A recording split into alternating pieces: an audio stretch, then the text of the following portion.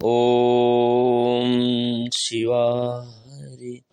परम पूज बाबा जी, परम पूज देवी माँ के चरणों में सत सत वंदना। हमारे साधकगण, गुरुजन, सभी भाई बहनों को हमारी तरफ से ओम शिवाय। दिव्य शक्ति माँ श्रद्धे जी का लेखन। भक्ति करो तो ईश्वर को पाने के लिए, मत बांधो इस पर चिंता का बांध, इसे बहने दो तुम स्वच्छंद, तभी यह सागर से मिल पाएगा, अच्छ से मिलकर यह भी फिर अच्छ ही तो हो जाएगा। यह वाणी खंड, यही इस बहते मानव जीवन प्रवाह की सही दिशा और गति, जो इसकी क्षण भंगुरता को अमरता प्रदान कर देती है। ऐसा ही जीवन तो जिया था हनुमान ने, अर्जुन ने, राम और कृष्ण तो भगवान के अवतार ही थे। उन्होंने तो जीवन का धर्म ही जिया था, अपनी हर चेष्टा से, कर्म से, जिसे हम उनकी लीला भी कहते हैं। लीला वही जो मात्र नाटक है, अभिनेता के मन मस्तिष्क पर उसका कोई प्रभाव या अनुभूति नहीं होती। ऐसा ही अनासक्त जीवन कर्मयोगी का जीवन होता है, जो हमें भागवत प्राप्ति के लक्ष्य की प्राप्ति करके जीवन को अमरता दे देता है, सत स्मरणीय बना देता है। इसलिए आवश्यकता होती है सत्य या असत्य का अंतर पहचान कर, सत्य को ग्रहण करने की, असत्य का त्याग करने की। भगवान श्री कृष्ण ने कह दिया था अर्जुन और दुर्योधन से, एक और मैं रहूंगा, बिना अस्त्र शस्त्र के केवल सारथी बनकर, दूसरी ओर रहेगी मेरी 11 क्षणी सेना। अब मांग हो जिसे लेना चाहो अर्जुन। अर्जुन ने छूटते ही कह दिया, आप मेरे साथ रहें, आप ही मुझे स्वीकार हैं। दुर्योधन सेना पाकर खुश हो गया। तब भीष्म पितामह ने दुर्योधन से कहा था, अरे नारायण के बिना नारायणी सेना, नारायण जिसके साथ थे वही विजयी हुआ, जिसने सेना ले ली थी वह सारी सेना के साथ भी मारा गया।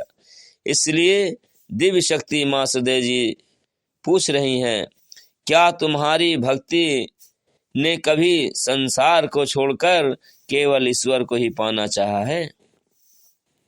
भक्ति करो ईश्वर को ही पाने के लिए, जो संसार के मिथ्यत्व को हृदय में आत्मसत कर चुका, जो संसार के हर कण हर रूप में ईश्वर के दर्शन को पहचान कर उनसे ही एक रूप हो जाने की उत्कृष्टा लालसा जगा सका, वही इस प्रकार की ईश्वर की शक्ति, सच्ची भक्ति, शुद्ध भक्ति कर सकेगा। संसार के आकर्षण उसे बांधेंगे नहीं, ईश्वर का आकर्षण उसे ईश्वर से अलग होने नहीं देगा। मन में ऐसा आकर्षण ईश्वर के लिए जगा सके, यही भक्ति की साधना है, मन का योग है। इस मन को योगी बनाना है तो निरंतर भोगों की ओर भागता रहता है। गीता और भगवान की वाणी इसी मनोनिग्रह की, मन के नियंत्रण की राह दिखाते ही हमें भक्ति के पथ पर ले जाने की चेष्टा करता है। ओम शिवाय। दिव्य शक्ति माँ श्रद्धे जी का हमें शुद्ध भक्ति, निस्वार्थ भक्ति की सही दिशा देता हुआ उस पर बढ़ने की प्रबल प्रेरणा देता है। बढ़ना तो हमें ही है, इसे बढ़ने में कहीं हानि है ही नहीं, लाभ ही लाभ है, ईश्वर प्राप्ति का लाभ, जिससे बढ़कर कोई लाभ है ही नहीं। पर क्यों? इसलिए कि ईश्वर कहते हैं कि जहाँ तुम हो वहाँ मैं हूँ, तो फिर हम कहीं भी हों वे तो वहाँ साथ ही साथ होंगे। माता पिता की तरह, भाई बंधु सखा की तरह, सुहृद सर्वभूतानाम का सरहद का भाव हमारे लिए अपने हृदय में लिए हुए, तब उनके रहते हमें किस बात की चिंता करनी, भय करना, आशंका करनी। वे तो सारी प्रतिकूलता का अनुभव अनुकूलता में बदल देते हैं। अब मैं श्री कृष्ण कथा तत्व आरंभ करने जा रहा हूँ। ओम शिवा हरि।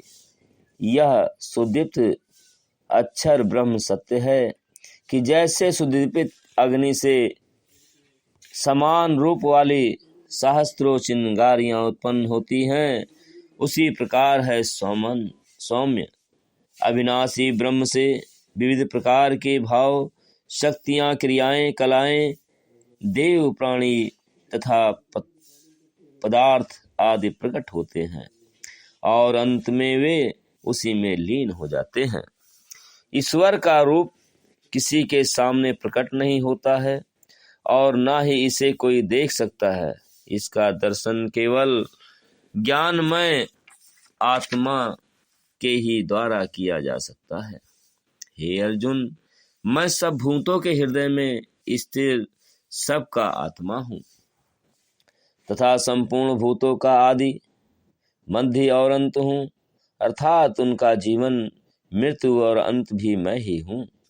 हे अर्जुन, समस्त प्राणियों को यंत्र पर चढ़ाए हुए के समान अपनी माया में घूमता हुआ ईश्वर समस्त प्राणियों के हृदय में स्थिर रहता है।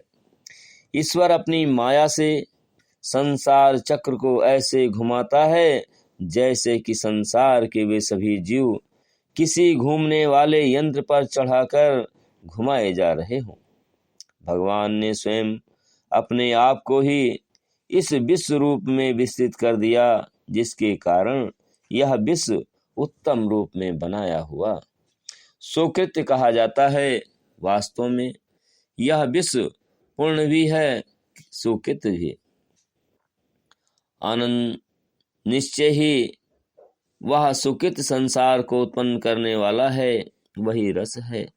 जीवनी शक्ति अथवा जीवन अमृत का मूल्य स्रोत है, प्रमा आनंद स्वरूपा है। इसी रस को प्राप्त करके पुरुष आनंदित होता है। यदि परमात्मा का आकाश के तुल्य सर्वव्यापक यह आनंद, यह जीवन रस न होता तो भला कौन जीवन धारण कर पाता और कौन श्वास ले सकता। निश्चय से यह ब्रह्म ही आनंद देता है, वही आनंद का मूल्य श्रोता है। परमात्मा का यह रस, यह आनंद सर्वत्र व्याप्त है। आवश्यकता केवल उसे अपने अंदर ग्रहण करने और अनुभव करने की है। ईश्वर एक है, वह संपूर्ण सृष्टि के कण कण में व्याप्त है। उसी ने इस सृष्टि को धारण किया है। ब्रह्मांड अथवा शरीर रूपी पुर में अथवा नगर में वह जो शयन करता है, वही आत्मा तथा परमात्मा पुरुष कहा जाता है, जो इस जगत में पूर्ण हो रहा है अथवा जिसने अपनी सर्वव्यापकता से इस जगह को पूर्ण रख कर रखा है, उसे पुरुष कहते हैं। ईश्वर में ही समग्र जगत स्थिर है। एक परमात्मा सारे प्राणियों में अपने प्रतिबिंब में प्रतिबिंबता होता रहता है। सूर्य का आकार अपने प्रतिबिंब में बहुत छोटा दिखाई देता है। भगवान भी सारे विश्व को, करोड़ों सूर्य को धारण करते हुए भी देखा नहीं जा सकता है। शरीर के रूपों और आकारों में अंतर होने से परमात्मा में अंतर नहीं पड़ता। उसकी शक्ति, दिव्यता और तेज के कारण अंतर पड़ता है। जिस प्रकार अग्नि से वायु में कोई पृथकता नहीं है, उसी प्रकार परमात्मा जीवन में अलग नहीं है, पर अलग होने पर ये अलग भी हो जाते हैं। परमात्मा अभिव्यक्त होता हुआ भी समस्त भूतों में पृथक पृथक के समान स्थित प्रतीत होता है, वही जानने योग्य तथा समस्त भूतों का उत्पन्न करने वाला और संहार करने वाला है। इस ब्रह्म के भय से ही अग्नि तपती है, इसी के भय से सूर्य तपता है, प्रकाश देता है, इसी के भय से इंद्र अथवा विद्युत चमकती है और अपने सभी कर्मों को करती है, इसी के भय से वायु चलती है। ब्रह्म ही समस्त सृष्टि का उत्पत्ति करता तथा पालन करता है, अतः वही प्रजापति है। वह परमात्मा ना तो प्रवचन से और ना बहुत ज्ञान उपदेश सुनने से प्राप्त होता है, प्रयुक्त जिसे वह स्वीकार कर लेता है उसी को प्राप्त होता है। उसी के लिए वह अपने स्वरूप को प्रकाशित कर देता है, उसी को दर्शन देता है। जैसे आकाश सूक्ष्म होने के कारण सर्वत्र व्याप्त होकर भी कहीं लिप्त नहीं होता, उसी प्रकार यह परमात्मा सारे शरीरों में स्थिर होता हुआ भी कहीं लिप्त नहीं होता। मैं विनाश और पुनर्जन्म रहित समस्त प्राणियों के स्वर में संरचित होने पर भी अपनी प्रकृति को अधीन करके आत्म माया से प्रकट होता हूँ। एक माया तो अविद्या है जो प्राकृतिक में ही विश्वास दिलाती है, नीच योनि में जन्म का कारण बनती है। दूसरी माया है जो आत्मा में प्रवेश दिलाती है, स्वभाव के जन्म का कारण बनती है, इसी को योग माया भी कहते हैं। यह शाश्वत रूप से जोड़ती है। उस आत्मिक प्रक्रिया द्वारा मैं अपनी त्रिगुणमयी प्रकृति को अधीन करके ही प्रकट होता हूँ। अध्याय 5 भगवान श्री कृष्ण का जन्म।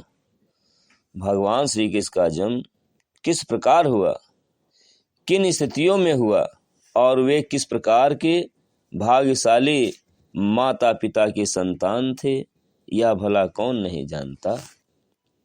पर उनका नाम लेने का यह बहाना ही होता है कि जब उनकी कथा लिखने या सुनने का कार्य हाथ में लेती हूँ, उनका स्मरण यदि बराबर बना रहे तो प्राणी से अपराध हो ही क्यों, और वह जीवन दुखों, चिंताओं और संघर्षों के बीच क्यों जिए।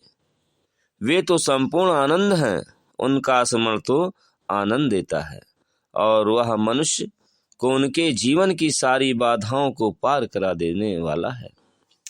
यह तो पता ही है कि जब जब युग में अधर्म और असत्य बढ़ता है, तब उस अधर्म और असत्य को दूर करते हुए धर्म और सत्य का प्रतिष्ठापन करने के लिए किसी न किसी रूप में वे अवतार लेते हैं, अथवा वे स्वयं अपना ही सृजन करते हुए एक रूप धारण करके हम सबके बीच में जन्म लेते हैं। इसी अवतरण के लिए हमेशा ही उन्हें किसी के गर्भ में आने की आवश्यकता नहीं पड़ती। वे तत्काल ही प्रकट होकर साधुओं अर्थात धर्म धारण करने वालों की रक्षा की राक्षसों का व दुष्टों का विनाश करते हैं। भगवान ने अनेक रूपों में अवतार लिया है और प्रत्येक अवतार की कथा का संबंध धर्म धारण करने वाले की अथवा उनके भक्त की रक्षा व दुष्टों के संहार से जुड़ी हुई है। श्री कृष्ण का जन्म भी ऐसे समय में ही हुआ था जब स्थितियां अधर्म और असत्य की थी। कहा जा सकता है कि राक्षसी शक्तियां बढ़ी हुई थी, चारों ओर अत्याचार किस सीमा तक बढ़ा हुआ था। यह कौरवों और पांडवों के बीच की स्थिति को देखकर भी समझा जा सकता है। जब राजघरानों में लोग इतने स्वार्थी और लोभी होने लगे थे, जो स्वार्थ के लिए परस्पर भाई की संतान के साथ भी विश्वासघात कर सकते थे, तब साधारण परिवारों में भला क्या स्थिति रही होगी। जब धर्मराज कहलाने वाले युधिष्ठिर भी जुए जैसे व्यसन के अभ्यासी थे, तब कहना चाहिए कि इस प्रकार के व्यसन भी बढ़े होंगे। व्यसन मनुष्य को कभी भी दोषी बना देते हैं। व्यसन जब स्वभाव का आभास स्वभाव बन जाता है, तब उसकी संतुष्टि का भी लोभ होता है। फिर वे व्यसन किस तरह मनुष्य के सुखी जीवन को भी भारी विपत्ति में डाल देते हैं, देखा ही है। श्री कृष्ण स्वयं ही जन्म लेने का कारण और उद्देश्य नहीं, उन्होंने उन प्रत्येक अवतारों में जन्म का कारण और उद्देश्य बता दिया जो उनसे पूर्व ही जन्म ले चुके थे। श्री राम के जन्म की स्थितियां भी ऐसी ही दिखाई देती हैं, क्योंकि राजा दशरथ की विलासिता का ही पता चलता है। इससे जब हम देखते हैं उनकी 3 पत्नियों को, श्री राम उन्हीं दशरथ के पुत्र थे। उन्होंने एक पत्नी व्रत लिया और इसलिए माता सीता के वनवास के समय आयोजित यज्ञ के अवसर पर जब आवश्यकता थी पत्नी की, क्योंकि बिना पत्नी के यज्ञ विविधता नहीं हो सकता था, तब उन्होंने दूसरा विवाह नहीं किया। सोने की सीता की मूर्ति बनवाकर उसे ही पत्नी के स्थान पर स्थापित किया था। राजा दशरथ की विलासिता ही थी कि वे कैकेयी के प्रति अधिक आसक्त थे और उसे उन्होंने ऐसा वचन किन्हीं स्थितियों के बीच दे डाला जो उनके परिवार की मर्यादा के अनुकूल पूरा करना ही था। परिवार रघुकुल कहा जाता था और कहा जाता था कि रघुकुल रीत सदा चली आई, प्राण जाए पर बचन न जाए। समय आने पर अपनी स्वार्थ पूर्ति के लिए कैकेयी ने अपने पुत्र भरत के लिए राज व राम के लिए 14 वर्ष का वनवास मांग लिया। आगे उस समाज की स्थिति देखते हैं जब लंकाधिपति जैसे दायस्व पनप रहे थे, जो भक्ति और तपस्या करते हुए यदि अपने 10 शीश भी काट कर भगवान को चढ़ा सकते थे, तो वे सच्चाई और धर्म भूलकर साधु के वेश में एक अबला नारी सीता जैसी पत्नी का अपहरण भी कर सकते थे। जहां जिस समाज में दुर्मुख धोबी जैसे लोग भी पनप रहे थे, जो माता सीता जैसी साध्वी स्त्री पर भी अपवाद लगा सकते थे, जो राम अर्थात उनके राजा की पत्नी थी और वह उस राम की पत्नी थी जिसे कभी कहा जाता है कि जगत बहुत प्यार करती थी, कि जनता बहुत प्यार करती थी, तब फिर से गर्भवती अवस्था में ही माता सीता को पुनः वनवास में जाना पड़ा था। धर्म की स्थिति तब वास्तव में बड़ी डामाडोल थी।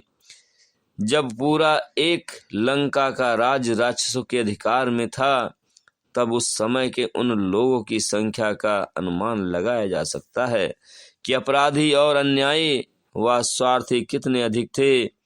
धर्म पर स्थित तो केवल श्री राम, माता सीता व लक्ष्मण, भरत और शत्रुघ्न व उनकी माताएं कौशल्या व सुमित्रा ही दिखाई देती थी।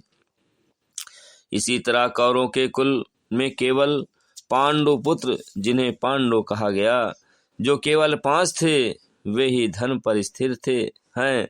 शेष तो पूरा परिवार ही स्वार्थ लोलुपता में डूबा हुआ अंधा ही है। धृतराष्ट्र का जन्म अंधा होना प्रतीत है उनके स्वार्थी और लोभी जीवन का। राज के लोभ ने और स्वयं राजा बनने व अपनी संतान के मुंह में अंधे होते हुए उसे राजा बनाने की कामना ने उन्हें अंधा बना रखा था।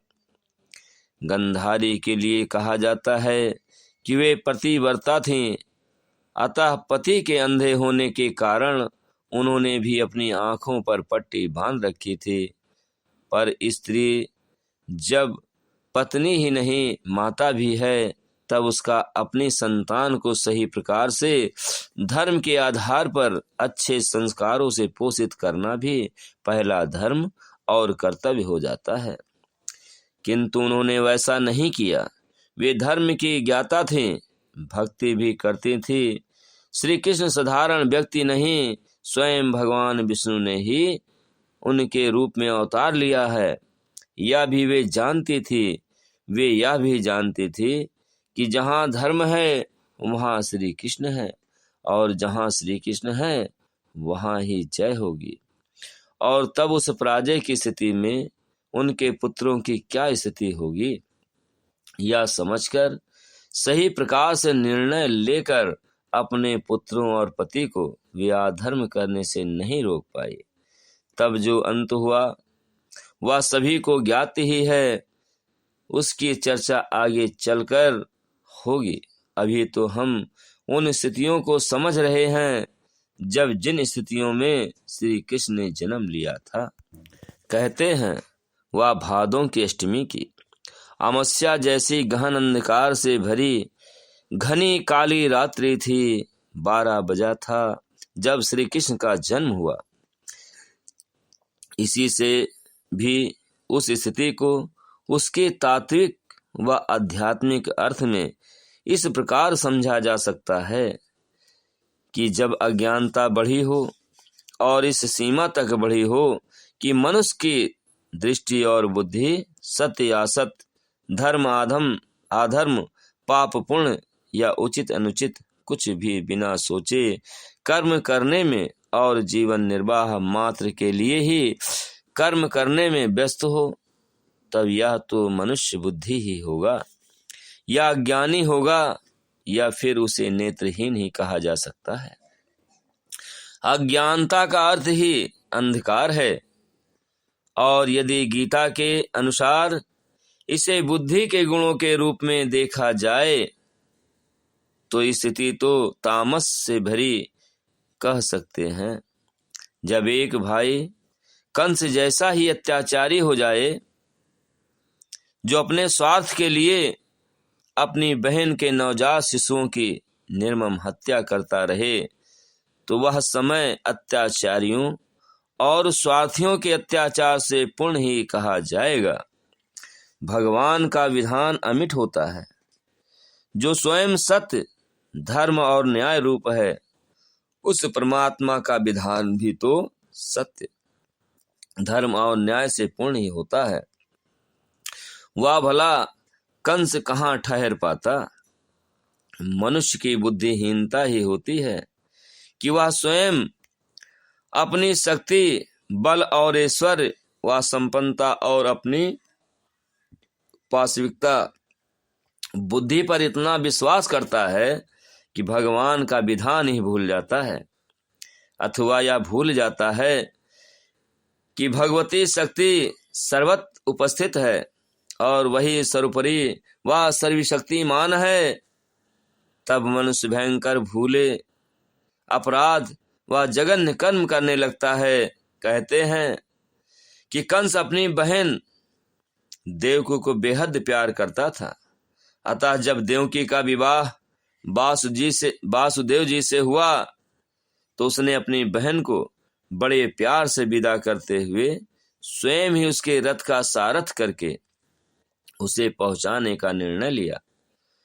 वह जब रथ लेकर चला तब कहते हैं कि भविष्यवाणी हुई कि जिन बहन को तू इतने प्यार से ले जा रहा है उसका 8वां पुत्र तेरा काल बनेगा। इतना सुनते ही वह क्रोध से पागल हो उठा और उसने उसी समय अपनी बहन का वध कर डालना चाहा, पर वासुदेव जी के अन्यायी अधिनिवेदन पर और इस वचन पर कि वे प्रत्येक शिशु को जन्म लेते ही उसे दे देंगे, उसने देवकी को कारागार में डाल लिया। तब से उसके जितने भी शिशु पैदा हुए वे कंस के द्वारा निर्भयता पूर्वक मार दिए गए। भगवान मनुष्य को ही नहीं प्रत्येक प्राणी को उसके कर्मानुसार ही जीवन योनि व भाग देते हैं। फिर भी मनुष्य के समक्ष स्थितियां भी आती रहती हैं और वह कर्म भी करता रहता है। भगवान ने प्रत्येक प्राणी को बुद्धि भी दी, कर्म करने की शक्ति भी दी, साथ ही कर्म स्वतंत्र भी दिए। मनुष्य अपनी बुद्धि के अनुसार निर्णय लेकर कर्म करने के लिए स्वतंत्र है। श्री कृष्ण ने गीता में कहा ही है कि मनुष्य 2 प्रकार के स्वभाव के होते हैं, दैवी और आसुरी। मनुष्य की बुद्धि में ही वे गुण होते हैं जिनके कारण वह देवी अथवा आसुरी स्वभाव संपन्न कहा जा सकता है। उन्हीं के अनुसार उसमें जो भी भाव प्रबल होता है वह उसी के अनुसार वैसे ही कर्म व आचरण करता है और वैसा ही उसका भोजन व आचार व्यवहार होता है। स्थितियों के जीवन में आने पर मनुष्य अपने स्वभाव के अनुसार ही निर्णय लेकर कर्म करता है। कंस के सामने भी स्थिति आई और उसने वैसा ही निर्णय लिया और जघन्य कर्म के रूप में नवजात शिशुओं की हत्या कर दी। जब विधान के अनुसार ऐसे अत्याचारियों का संहार करना आवश्यक हो गया, तब श्री कृष्ण ने जन्म लिया।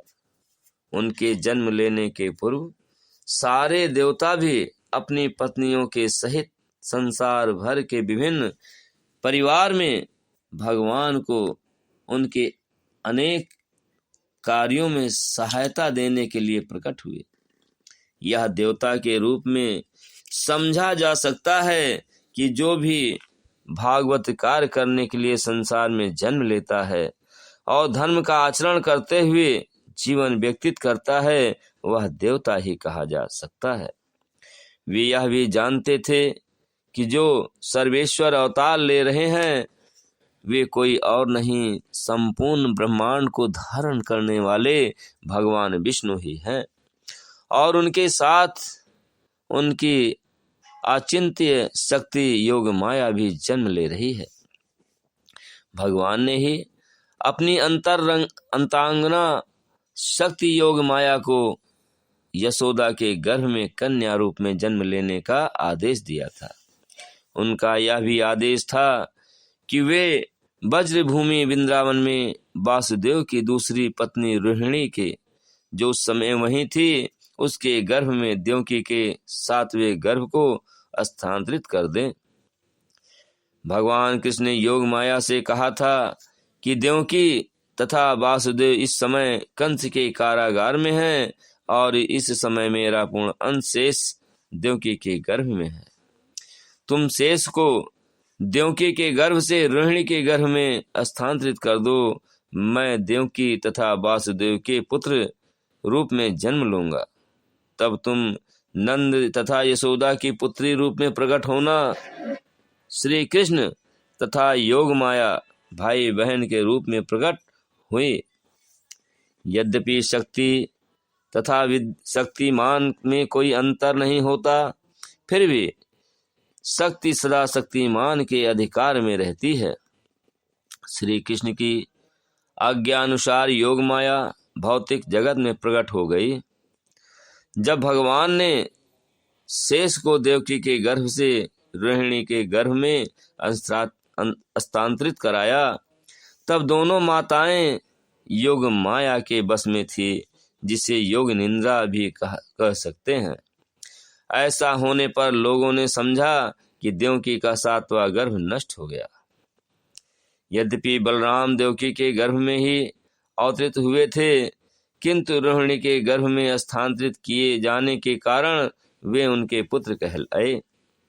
इस व्यवस्था के पश्चात अपने निष्काम भक्तों में अपनी सारी शक्तियों को स्थापित करने के लिए सदैव तत्पर रहने वाले भगवान श्री कृष्ण ने संपूर्ण सृष्टि के स्वामी के रूप में अपनी पूर्ण शक्तियों सहित वासुदेव के मन में प्रवेश किया। भगवान श्री कृष्ण देवकी के निष्काम हृदय में प्रवेश कर ही चुके थे। यह सब इसी तरह हुआ जैसे अस्त होते हुए सूर्य की किरणें पूर्व में उदय होने वाले पूर्ण चंद्रमा में चली जाती हैं। भगवान के धरती पर अवतरित होने की परिस्थितियां सामान्य जीवन की परिस्थितियों से परे होती हैं। जहां वे होते हैं वहां उनके सारे पुण्य अंश सभी अवतार आदि उनके साथ साथ आते हैं, उनके जीवन पर साधारण संसार की स्थितियां का प्रभाव नहीं पड़ता। यह तो माता देवकी का सौभाग्य था कि वे उनका निवास बन गईं, पर वास्तव में यह थी उनकी जन्म की तपस्या भी जो प्रभु को उन तक खींच लाई। उनकी तपस्या ने कुछ और चाहा भी तो नहीं था। तपस्या से प्रसन्न होकर जब भगवान विष्णु ने दर्शन देते हुए उनसे पूछा था कि माता वर मांगो, तब देवकी और वासुदेव ने उनसे मांगा था कि मुझे तुम्हारी जैसी संतान चाहिए। भगवान विष्णु ने कहा था, पर माता, इस जगत में मेरे जैसा तो दूसरा कोई है ही नहीं। तब तुमने तो मुझे ही संतान रूप में मांगा है, तो मैं तुम्हें वरदान देता हूँ कि स्वयं मैं ही तुम्हारी संतान रूप में जन्म लूंगा। श्री हरि ने इस प्रकार उनके 3 जन्मों में उनकी मांग के अनुसार उनकी संतान के रूप में जन्म लेने का वचन दिया था। अतः वे वचन बद्ध थे। जो सबको धारण करने वाला है वह भी स्वयं माता के द्वारा धारण हो जाता है। उनकी इच्छा पूर्ण करने के लिए माँ के तप के परिणाम रूप है वे। श्री कृष्ण के जन्म का भय कंस के मन में दिन प्रतिदिन गहरा होता जा रहा था। स्वयं को बचाने के लिए वह इसके अतिरिक्त अन्य कुछ कर भी नहीं सकता था। भय के कारण सोते जागते हर समय उसे भगवान विष्णु ही दिखाई देने लगे और वह चाहे अनचाहे उन्हीं के विषय में सोचने लगा। यद्यपि इस तरह के उसके हर समय के सोने जागने के हरि स्मरण को उसकी भक्ति भावना तो नहीं कहा जा सकता था। भक्त भगवान का स्मरण करता है तो उसे उसका स्मरण निर्भय बना देता है, पर जब अधर्मी भगवान का स्मरण करता है तब वह स्मरण तो करता रहता है पर निर्भय और निश्चिंत नहीं हो पाता, बल्कि और अधिक भयभीत और चिंतित होता रहता है। अपनी अपराध भगवान के कारण योग माया के आवरण से ढकी उसकी बुद्धि उन्हें भगवान की पहचान नहीं होने देती। आगे चलकर गीता में श्री कृष्ण ने अर्जुन से स्वयं ही कहा, भगवान के अवतार लेने के बाद भी क्या कभी किसी युग में भी उन्हें लोगों के द्वारा पहचाने जाते देखा है? महाभारत का युद्ध आरंभ होने के पूर्व भी और पश्चात भी वे दोनों पक्षों की सेनाओं के समझ थे, फिर भी क्या सभी उन्हें पहचान पाए थे? हर व्यक्ति उन्हें उनके परमात्मा स्वरूप को नहीं पहचान सका था। भगवान अपने जन्म लेने के लिए अपने माता पिता भी स्वयं ही चुनते हैं। प्रश्नि तथा सुतप्ता को भी उन्होंने ही अपनी माता के रूप में चुना था, इसलिए वे अपनी तपस्या के परिणाम स्वरूप उन्हें संतान रूप में प्राप्त कर सकते थे। वह जन्म मरण के बंधन से मुक्ति भी प्राप्त की थी। तीसरे जन्म में कृष्णी तथा सुसप्ता ही देवकी और वासुदेव के रूप में जन्मे। तब उन्होंने भगवान श्री कृष्ण को पुत्र रूप में प्राप्त किया। जन्म के पूर्व ही श्री हरि कारागार के में पधारे और अपने माता पिता को योग निंद्रा में ही अपना रूप व उनके पूर्ण रूप और उनके द्वारा तपस्या के वरदान रूप में उनसे पुत्र रूप में उन्हें मांगने की बात याद दिलाई। इसके पश्चात ही उन्होंने अपनी योग माया से स्वयं एक नवजात शिशु का रूप धारण कर लिया। इसी समय यशोदा के गर्भ में योग माया ने जन्म लिया। उनकी योग माया के प्रभाव से ही भगवान कृष्ण के जन्म लेते ही बंदी गृह के सारे प्रहरी गहरी निंद्रा में सो गए। उनके माता पिता की हथकड़ी बेड़ी खुल गई और कारागार के सभी द्वारों के ताले भी खुल गए। वासुदेव उनकी ही प्रेरणा से उस नवजात शिशु को लेकर उसे सूप में लिटाकर मस्तक पर रखकर शिशु की रक्षार्थ उसे लेकर गोकुल पहुंचाने चल दिए। रास्ते में जब वे यमुना नदी पार कर रहे थे तो यमुना की लहरें ऊंची ऊंची उठने लगी, पर वासुदेव को तो अपने लाल की सुरक्षा के लिए उसे गोकुल पहुंचाना ही था। अतः वे बढ़ते रहे, निर्भय होकर। श्री कृष्ण नवजात शिशु रूप में थे तो भी क्या थे, तो वे स्वयं ब्रह्म ही। वे जब वहां थे तब सभी कुछ सुरक्षित ही था। जो कुछ होता दिखाई दे रहा था वह बस तो बस उसकी माया अथवा उन्हीं की रचना थी जो हो रहा था। पृथ्वी, जल, वायु, अग्नि और आकाश, ये जो 5 तत्व हैं अथवा प्राकृतिक शक्तियां हैं, वे उन्हीं का आयुध भी हैं, उन्हीं का शरीर भी और प्रत्यक्ष में कार्य करने वाली शक्तियां भी हैं। जब स्वयं शासक आता है तो शासन के कार्यकाल उसके स्वागत की तैयारी करते हैं। इसी प्रकार प्रकृति उनका स्वागत करते हुए अपना कर्तव्य पूरा कर रही थी। रात्रि और भी गहरी हो गई थी। प्राणी जो उन्हीं की इच्छा से जन्म लेते, जीवित रहते, वह समय पूरा होते ही मनुष्य को मृत्यु को प्राप्त करते हैं। तब उनका सोना जागना यह भी तो उन्हीं की इच्छा और अधिकार से संभव है। प्रहरी सो गए प्रगढ़ निंद्रा में, यह भी तो उन्हीं की इच्छा से संभव था। यमुना जल, भला वहां सुखद अवसर श्री कृष्ण के चरणों का स्पर्श पाने का कैसे छोड़ सकता था। उस यमुना जल की उठती लहरों की इच्छा को जानकर श्री कृष्ण ने अपने नन्हे चरणों को हल्के से आगे बढ़ा दिया। स्पर्श पा गई वे लहरें और उन्होंने वासुदेव जी को आगे जाने का मार्ग दे दिया।